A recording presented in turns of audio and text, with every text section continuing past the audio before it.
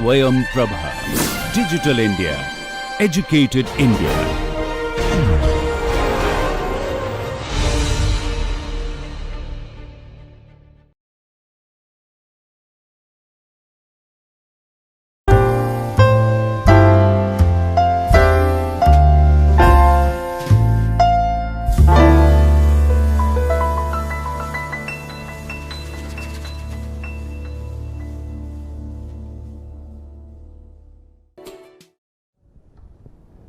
Hello, welcome again.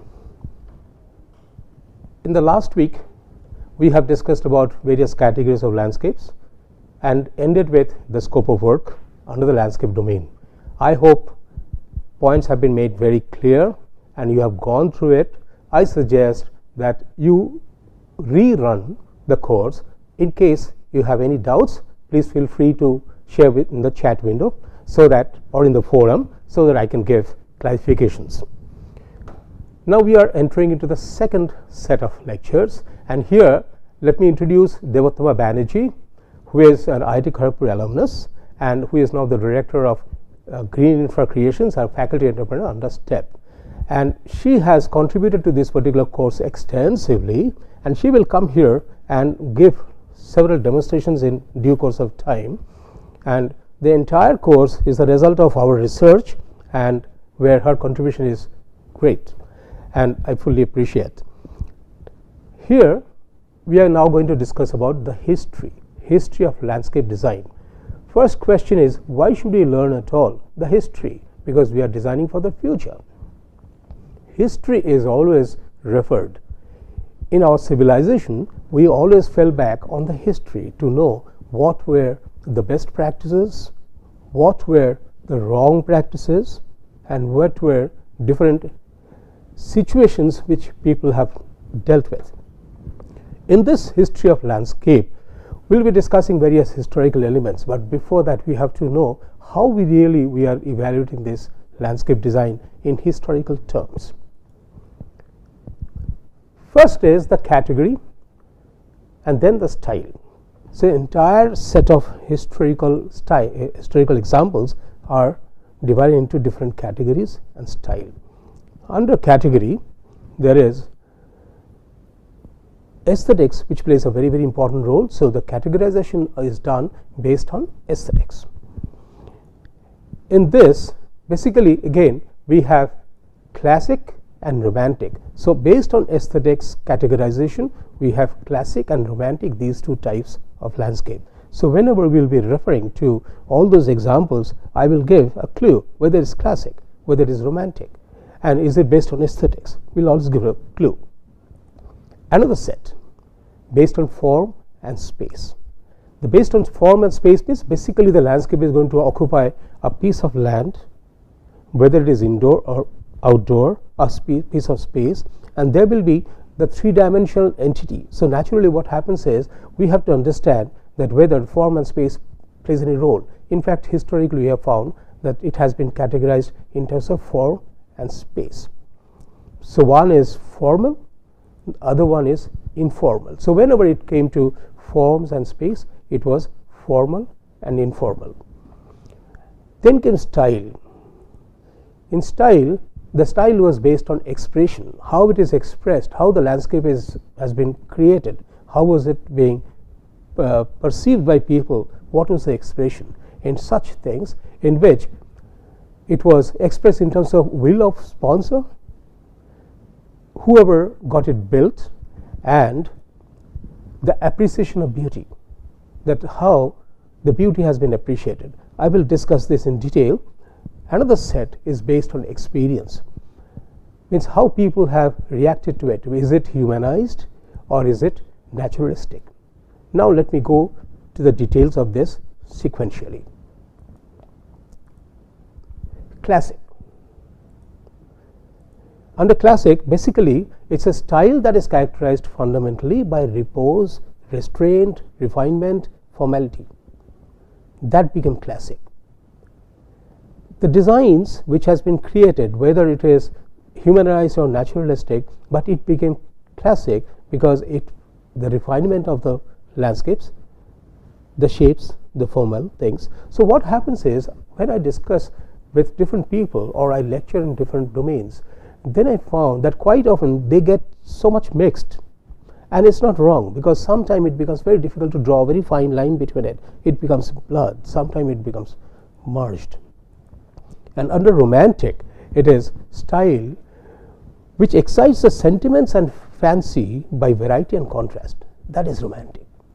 Now, which one is romantic? When I'll come to the examples, I think that will be the best time when I will give an idea what is romantic and what is classic. Because if I start telling now, you may not be able to perceive it.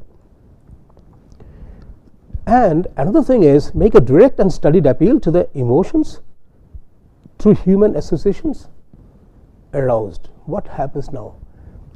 If you remember, in the first set of lecture I said that by definition that the landscape is the creation of that particular predominant outdoor space and enhancing the environment which the people or the user perceives for generating pleasure. So the perception of the user becomes one of the most important element or criteria by which all those are stylized or characterized. People, when they view it, they try to express exactly what it is. So what happens is, in the whole landscape, whenever we are seeing or we are reviewing or we are analyzing all those historical examples, the idea is that we have to identify, is it romantic or is it classic, or is it classic as well as romantic? It can happen, mind it. The thing is, there can be a blend, there can be a mix. Then comes formal. Under formal, it's the one which the objects and spaces are arranged in geometrical relations. That we consider as formal. Forms defining geometric figures on plan. So if suppose we see the landscape plans on which everything is very much formalized, very much orthogonal, or maybe geometrically formalized, that becomes our formal. So it is quite geometric. And interestingly, that suppose you have a landscape in which once you enter, then you find there's a pathway you're leading to, and then you are finding greens on either side which are very well balanced.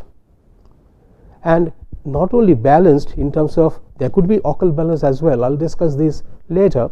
There could be occult balance as well, which is good as an example. But the thing is, it is balanced. If I have, say, a water body on the right, we have another water body on the right. If I have a vegetation bed on the right, I have same on the left. Okay, so basically we are balanced everywhere. The path which is leading orthogonally going, and that one road is leading to the right, another road is leading to the left. So that means there is a very geometrical balancing about the central axis. Now that axis, whether it is prime or primary axis or secondary axis or major axis or minor axis, these are a matter of discussion which will come in my lectures when I'll be discussing about various principles of design. What happens is, most often whenever it is so formal geometrically, then we almost try to correlate or connect it with architectural styles or architectural forms. Most often the architecture of historical areas were very geometric, and since the landscape also became an extension of the architectural past, and that also remained geometric, so it may so happen that some of the landscapes are geometric by nature because they are trying to add it with it. There could be a landscape which is purely a landscape with a very little intrusion of architecture. In such cases, you will find that that geometry is broken. It's just not there. We'll have examples. And once it is geometric, formal, then we consider this as man-made or man-dominated or man-intervened. You remember the example when I said in the category of landscaping there are three categories: the first category, second category, third category. If you recall, the first category was raw nature, the second category was human intervention without the idea of creating a landscape, but the landscape gets created, and the third one is a deliberate attempt to create the landscape. These are such examples. Informal. Informal is which is basically any arrangement contrary to the formal. So if it is non-geometric, but mind it, if you want to draw a curvilinear line, that's also go by the theory of geometry. But once we are looking at it, we don't find that formality in it. because the nature generally, if you see, other than crystals, nature has not created anything very, very formal, very, very orthogonal. We have converted them to orthogonal thing. Look at the diamond. If you see the diamond at the ore, at its place of origin, you will find that they are crystals, of course, but they are not so geometric. If you have a diamond in your hand, you will find it's highly geometric, so it can be made geometric. So nature generally doesn't create. Even people say the leaves of a plant, if you see that they are geometric, if you really take one leaf and measure, you will find it is not 100% geometric. There is a overall geometry in it. So what happens is, informal is anything which is non-formal. Is that clear? Okay. Then comes another set where wheel of sponsor matters. Now, wheel of sponsor will matter when, historically, whichever landscape example you take, you will find that all those landscapes were created under the instruction of some rulers or some sponsors, because they had the money, and landscape is to be accommodated within a piece of land, and the land is quite large, and the rulers used to own the land, or the owner used to own the land, and such areas you will find that it cannot be owned by common people. So naturally landscape became a kind of result when ruler wanted a landscape to be created. Okay, so there is a will of the people. Now that became another characterization that is called humanized. So whenever we found that the will of the rulers, the choice of the rulers, whims of the rulers, wish of the rulers, or the dictation of the rulers result into some kind of thing, we consider that as humanized. Humanized does not mean humane. Human means the area where people feel very close to their self. Humanized is human intervention is there. Somebody very strongly dictated the creation of that.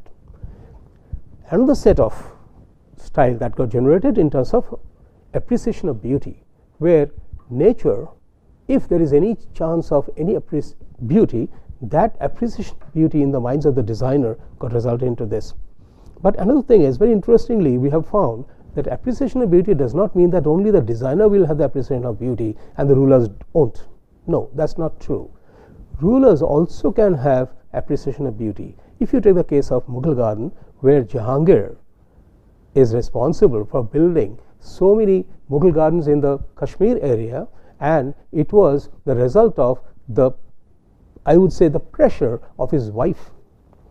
Jahangir was also a connoisseur of nature, and his wife was also a connoisseur of nature.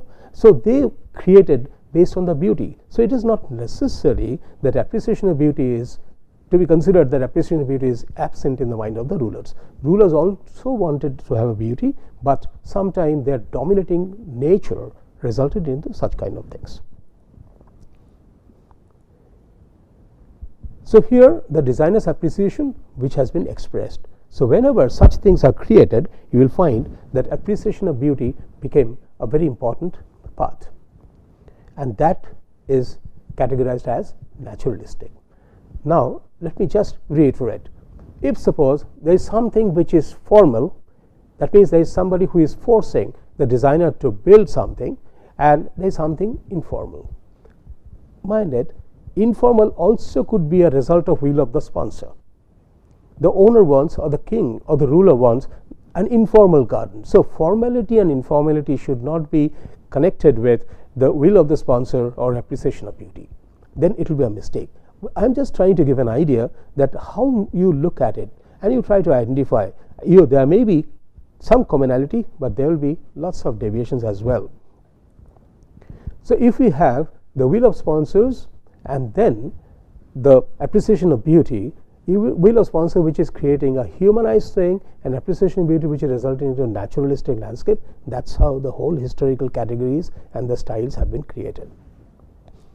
Now we have found one thing. See, landscape is everywhere. Almighty has endowed the whole earth's surface as a landscape. Now whenever we are trying to identify historically can we categorize them, and we are doing that in such forms. What happens is, whenever if you now refer to the definition that I said in the beginning, you will find that nowadays the whole categorization is coming to a different thing. We are categorizing the landscapes in terms of whether it is environmental or whether it is aesthetic or whether it is a combination. So what happens here is the composite is now becoming almost everywhere visible in the contemporary landscape styles. But environmental one basically was focusing on the microclimate, the amelioration of the environment if it has been degraded, or enhancement of the environment if it requires to be done accordingly. So the whole environmental categorization also has come in. And aesthetics in terms of whether it's beauty oriented or decorative. So sometimes the whole landscape is very decorative. What happens is whenever you will see different landscapes, of course you will be seeing several landscapes if you move around the world. Some you will like, some you may not like. Sometimes you might find it's extravaganza, sometimes you might find it is blending so well. Sometimes you might find that it does not suit well to the scale. Sometimes you will find that no, it is absolutely to the scale. Sometimes you find that feel like going in, being human, and sometimes you might find that it is not human. You find that as if something is very rigidly, roughly being placed in the piece of landscape. And the composite one, basically it's a combination of every aspects of it. Then the styles. In the styles, basically when you are trying to know the styles of a landscape, there are certain measures by which we do it. One is the location. Style means historically which are the predominant landscape styles identified by the researchers, and that is being accepted all over in the history. An example, let me tell you. People say Japanese garden, people say Mughal garden, people say Spanish garden, they say Italian garden, French garden, English garden. There are so many such names. These gardens are basically a representative of some styles. Now the thing is, when we are reviewing as a researcher, we know what are they and what are their components. But if you really want to see the styles, then you will see the styles got evolved over time. It was not done in one shot or in one day. It evolved over time. It evolved over generation of those rulers, and then the style became a name.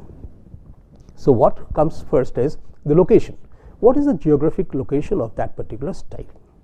So when we will be reviewing it, you will find that always we will try to get a connect between these items. So it is in which country or where it is originated from. It may originate somewhere and get created somewhere, and it may originate somewhere, did not earn its popularity as a style, but it got created somewhere or emulated somewhere and earned the popularity of that location. Very interestingly, originated in one country but did not earn the name with respect to that country, and got emulated and developed in another country and got connected with that country. So if anybody is trying to say that okay, the Mughal garden, though it has been borrowed from the Persia, but people say Mughal garden means India. That's how it is. So it's a country or origin. Period. In which period it got developed. This is very essential, because the period basically refers to the rulers and the system, socio-political history and such things. So which period it was. See, the Mughal garden, if you really look at it, we will discuss more in detail, but the Mughal garden was developed by Babur, and the Mughal gardens which became world famous was built by Jahangir and also Shah Jahan. So the point is, in several generations this Mughal garden got evolved, but if you really try to see the fundamentals, the basics and the grammar, it got developed at the time of Babur. So basically, at which period it was done. Quite often in many of the landscape styles you will find historically, through history, that they are it is identified at one part in one way, then got slightly deviated in the forms and all other approaches. So when we say that particular style, then we are trying to identify we should identify all the styles that got evolved over a period of time. Okay.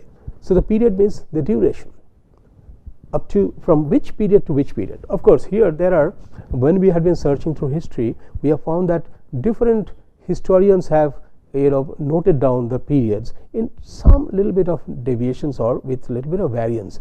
we should not be that very touchy about this. If we know very broadly which period from here to this year, okay, fine, in that case we know that is the duration. Then comes the latitude longitude. Latitude longitude is basically for the location, of course, but if you see, it has a very strong connotation with respect to its geography.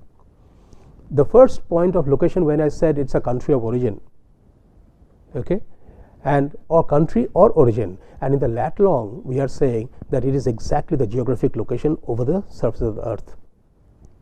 Now as soon as you go to the latitude and longitude location, then you will find, and it is not one point, of course, a region with different multiple latitude longitudes, you will find that this is now going to be a very strong factor to identify that why that particular kind of landscape style got evolved, because it is geographically located, and geography naturally will have various things like terrains, the soil quality, the soil depth and the subsoil quality, the water conditions, the climate, the temperature, all these will start playing role with respect to geography. So here latitude longitude will be very, very important to know what is the geographic domain of that particular style. Then automatically, as I said, climate will come in, which will overall everything like say winds, precipitation rates, humidity level, temperature level, all these aspects will start playing role in this. The sunshine, the period of sunshine or the sky clearance, every aspects of climate will start playing. Now then comes terrain, and the terrain which is basically the physiographic nature of the earth's crust. Okay. Now sometime you will find that the geography does not mean that it is going to be clearly or purely reflecting the terrain, not necessary. Geography is that particular location, geographic location, and the terrain as endowed by nature based on the earth's crust. Okay. Now in this terrain basically we are referring to the geomorphological aspects of it, whether it is hilly, whether it is flat, whether it is undulating, whether it is rocky, whether it is not generally rocky but with the rock outcrops. That means there is a huge amount of rock below the visible earth surface and only some rock outcrops, the tip of those rocks we can see. These are very, very important. Now I am just going back to this location. Here location, period, latitude, longitude, climate and terrain. Now if you see, we can always classify all those historical examples within this. Okay. Then other aspects, socio-political history. What was the social situation or condition at that point of time? Who was the ruler? What was the political scenario? Was it a war infested time or was it a very peaceful time? All these matter, because quite often what we have seen is through research is this: the landscape style got evolved essentially to run away from all these warmongers. People wanted to have a serene environment. They were tired of fighting with each other, tired of losing lives, and they wanted to have a relief and retreat from all these wars. Landscape got created. There could be a situation where you might find that people wanted to go away from this and they ultimately fell back on religion very strongly. Originally the religion might not have been that strongly implemented, but here the religion is now going to be a strong thing. The moment the religion came in, automatically it affected or influenced the landscape styles. So if you start seeing in this way, okay, socio-political history, the taste, the choice of the rulers, that reflects the socio-political history. Then the expression, this is slightly, this expression is slightly subjective. Means what is the overall expression of that landscape, what people feel. Very interestingly, when you will see, go through all these landscape styles, we will be exposing you to one by one, and you will see what people felt or perceived in the past. We have the same feeling today, and I am sure generations after generation people will have the same feeling as long as they know exactly how to get the expression recorded. So overall expression of the whole thing. Then architecture. See, since landscape was never an independent entity, it was always a sort of integral part or a say, annexed part of the architecture. So architecture always influenced. If you find some landscape where it is purely landscape, like raw nature, woodlands and all that, there is no architecture. In such cases, architecture will not play any role. But when you are reviewing the history, we have found always the historical examples which we cite or we have found in the history, they are always connected with somehow or the other to different scales with architecture. So it's basically whether it's a special architecture, general architecture, broad architecture, such things. And then the landscape character. Architecture and landscape altogether brought in a landscape character. This landscape character which we are trying to now emulate today. So most often you will find in today's days we don't try to emulate very strongly the architectural styles. We appreciate the architectural styles, we analyze it, but we don't try to emulate in our architectural designs that we generate. Generally not. Very minute percentage of the buildings which are very strong copy of the historical architectural styles. But what happens is you will find there are attempts that landscape has been emulated, okay, because the landscape character gains its popularity and so people are trying to use it. So it is again general or special. So automatically when the landscape character gets generated, you will also have to see what are the elements that contributed to it and elements with the materials. So elements and material became very strong points. Okay? So whenever you will find that they are being analyzed, elements and materials became such components that if you give one of the selected components which very strongly reflects the expression of or the landscape style or landscape character of one of the styles, automatically people immediately identify, oh, this is Japanese, oh no, this is Mughal. It happens. Okay? Now another thing is in this, the history of landscape styles in which we have different landscape styles which we are putting in the tabular form one after another. We will put in the form of timeline, social history and the perception. This is a very interesting finding that we have got through research, and of course the earlier researchers have very nicely placed this and documented it, and whatever best way they could express we have tried to gather from there. Here we have in this in terms of timeline, see I will be putting different landscape styles on the left column, and then these will be presented in the form of timelines, social history or the perception. Chinese landscape is from 551 BC to 479 BC, so old. The social history was the humanity was the historical items and the perception was yin and yang.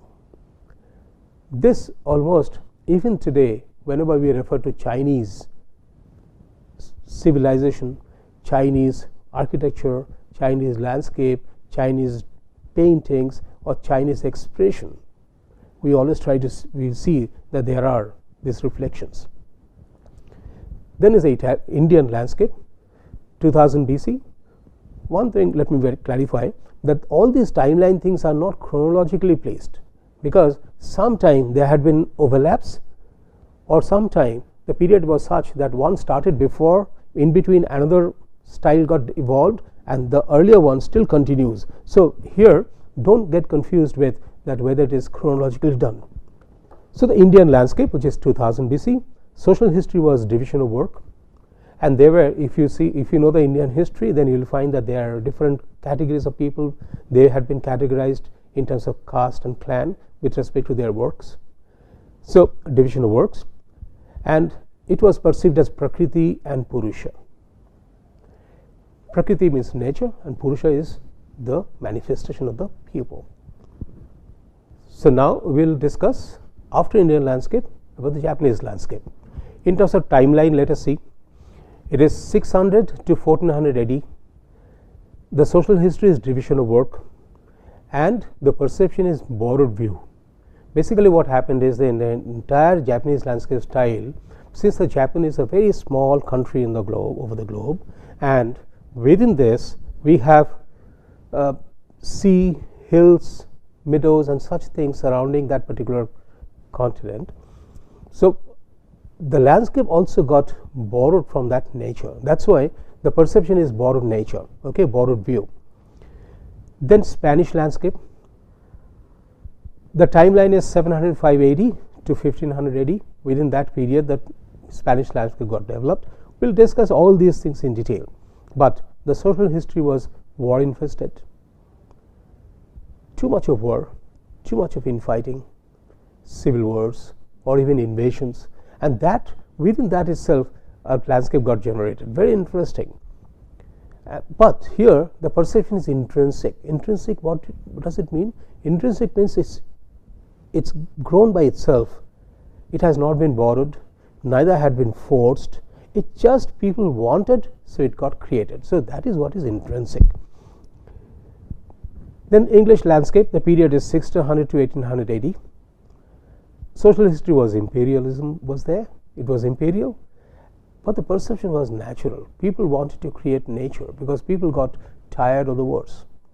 People wanted nature.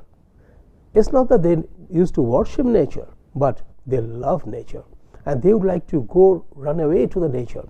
So when they were thinking about such things, so naturally the landscape style also had a good amount of natural elements and compositions within it. Then French landscape, 1400 to 700 AD. The social history was monarchy. It was under the rulers. Whatever ruler wanted, it was done. Whether you like it or not, common people had never any option or opportunity to say whether they like it or not, nor even they had any access to it. All these, the monarchy resulted into these landscape styles, or the landscapes which were nothing but their place for relief and recreations. And there was a dominance of human. That means the many items which were replicated from architecture, and there was a very strong human dominance in this. Ruler wanted, built. Ruler did not like it, demolish. Ruler wanted to recreate, build. That is how it was all done. Italian landscape, 1300 to 1600 AD, Renaissance period, where there was a Renaissance in the art form, Renaissance in the architectural form, Renaissance in the literature. That came in. Creativity was at supreme, and people were creating several things, and many renowned artists or creators, sculptors and artists, they got evolved over time, and that is the period when Renaissance was created. So there was a strong sensitivity of environment, yet there was a dominance in it. But if you see the examples when we will discuss, you will find that there was sensitivity to the environment. People wanted to create the environment, play with the environment, and inbuild the art forms, architectural forms within it. Then Mughal landscape, which was 1600 to 1800 AD, there was a fusion of the forceful fusion of spatial designs, space divisions, environmental issues, microclimate concerns. Everything came in, but in that there was a fusion. Mughals, who came from Tamerlane to this Babur's era, Babur created this style of Mughal gardens. As I said, that they have borrowed it from Persia, but in Persia they never got popularized. Somehow in India they became popular. So there was a fusion. So they wanted to create paradise gardens, the garden as a paradise. They wanted to create heaven. They wanted to create beyond the structure, there should be heaven. It could be a mausoleum, it could be the palace. So there was a very good combination of all these things. Now let's look at this list once again. Timeline was, if you see, Chinese was pretty old. Indian landscape was also very old. Original Indian landscape. I am not referring to Mughal as an Indian example. And then Japanese landscape was also pretty old. Spanish landscape was almost at the same period. So in Japan the landscape was getting evolved, and also in Spain another set of landscape got evolved, and historians are finding that okay, they are not identical. So it got evolved in their own locations. That is why the location, social history, the perception, expectation of the ruler or the wish of the ruler, everything started playing role in the whole landscape. Then a period came when 1600 to 1800 for English, 1400 to 1700 for French, 1300 to 1600 for Italian, and 1600 to 1800 for Mughal. If you see, they are at the same period. At the same period, having a different kind of social history, different kind of political rulership, the landscape started getting evolved in different locations. Of course, there had been some influence of one on the other, especially in the European, not necessarily in Mughals and others. So even if they were same at the same period, but there had been some kind of evolvement of the landscape styles. Then other points: sighting, sight, and philosophy. So basically, if you look at it, it is what we are seeing in terms of timeline, in terms of social history, in terms of perception. Now we are seeing it in terms of sighting, in terms of sight, in terms of philosophy. Again, the same list: Chinese. It was sighting was in the mountains and rivers, and the sight was of distant view and closed zones, and philosophy was Confucianism.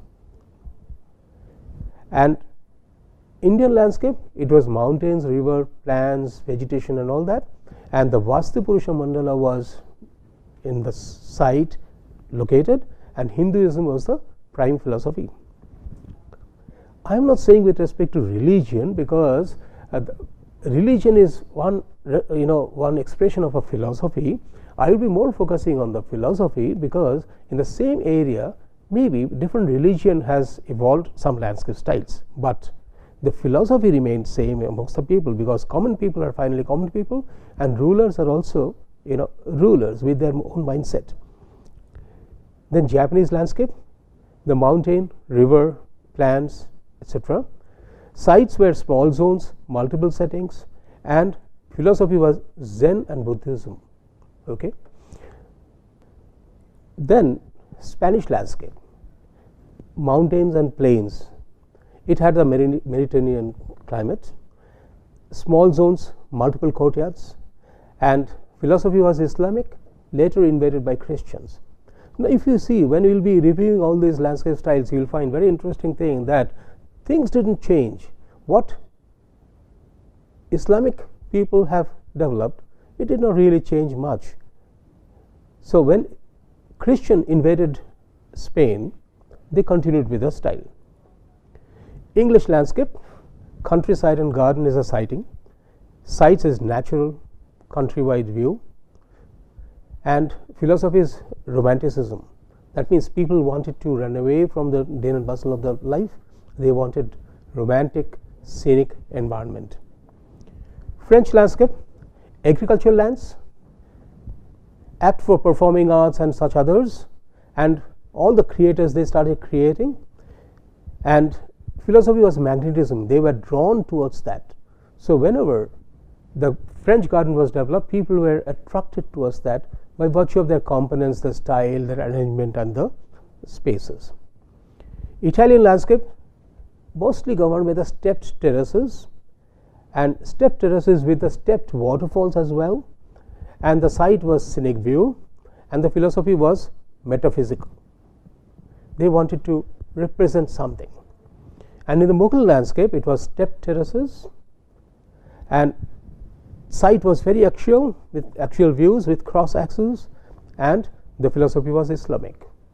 So now, if you see, all these landscape styles with sighting, sight, and philosophy, they differ to a certain extent, or sometimes they become common. Next is in terms of spatial organization and function and ownership. So in this spatial organization, function, and ownership, let us see the same list. In Chinese landscape, spatial organization was various scenes. So you see from one place to another, one place to another, you see that. And the function was for rejuvenation. You like it, you enjoy it, rejuvenation. And then the ownership was the imperial gardens. So that means the rulers, they owned it. Then came the Indian landscape, natural scenes. Meditation was the function, and temples and palaces were built by rulers. Japanese landscape, miniature natural scenes, that's a site in special organization. Function is for meditation, and the ownership was temples and palaces. That means there were some religion within it. Spanish landscape, non-axial. I will discuss this. What is that non-axial thing? Recreation was the prime function, and summer palaces were the places where ownership was centered.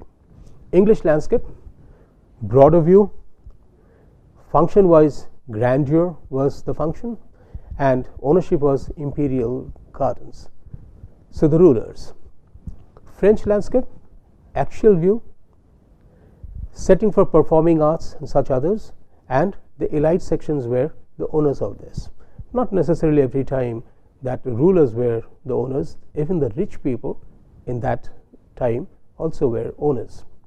Italian landscape, the special organization was more of architectural view. It was almost a representation or reflection or copy or emulation of some architectural forms or elements, and celebration was the prime function.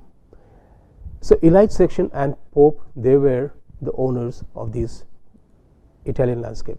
And Mughal landscape, axial view in terms of special organization. Function is pleasure, and the rule ownership was in the hands of kings and sultans. Then comes the question of scale and elements. So if you really see that socio-political history, functions, ownership, everything started playing role, and then came the question of scale and elements. Very interestingly, historically, if you look at the different landscape styles, it ranges from a very small cozy landscape to a very large expanded landscape. It all depended on the ruler's ownership of the land and how much he wanted to build. Quite often we have found that if the area is too large, then there had been some bit of inconsistency in the whole patterns, but that we'll see how it is. But the question of scale and the elements came in, and elements became one of the strong item. Okay, now let us see. Chinese, the scale is human, means you enter a Chinese landscape, you feel that it's very cozy, it's not very too far, too wide open, and the view is ranging towards the horizon. It's not like that. Your view will be restricted somewhere else, and you will be viewing it very nicely. And the elements are predominantly stones, water, rocks, and also earth materials. Indian landscape, human. It is human. Indian landscape, not the Mughal. Mind it, don't get confused between Mughal and the Indian landscape. Indian landscape means whenever there was a temple, along with that there was a garden. Whenever there was a palace, along with that there was a garden. So such landscapes we are referring to, and they were human. And mountains, rivers, they were all elements, because that the rulers, king or palace used to spread over a large mountainous ranges. Japanese landscape, it is very intimate, it's very cozy. It may appear to be very small, but it may not be small, but it's very cozy. The feeling is very cozy, it's very intimate. Sand, rocks, bridges, ponds, all these are the elements. Spanish landscape, it's intimate, and fountains, water, vegetation, they are the elements. English landscape, it's monumental. Everybody was aware of the landscape because the ruler wanted everybody to understand this is the landscape. So it was monumental scale, and the rolling lands, grass lawns, everything was a part of this landscape. French landscape was also monumental. Flat terraces, parterres, hedges, all these were the components. Italian landscape was also monumental. Buildings were mostly overpowering the landscape. Of course, it had also the flat terraces, parterres, hedges, and everything, but the building also almost became a dominating element in the whole landscape. And in the Mughal landscape, it was also monumental, but the monumental with a difference. Monumental means I am talking about the scale, the largeness of it. Monumental here, but the elements were tomb, water, fountains, trees, and everything. All those are elements, but the expression was different. So this brings me to the end of this discussion, which I'll take it forward when I'll be discussing about other elements, all these different landscape styles in sequences. The idea is that whenever you are thinking about a landscape style, I'm just reiterating one thing, that you think about the location, where in geographical location, what is the climate, what was the socio-political history, what was the architectural expression, what was the landscape expression, what were the materials, how it is sited, and what are the components and what's the scale. So it's not easy really to analyze. It's really multi-dimensional analysis of a landscape style, and we are happy to see that historians have tried to put the facts in such a manner that we can at least comprehend. So, thank you friends. I will stop here. In the next lecture, I will go in detail for each of these landscape styles. Thank you.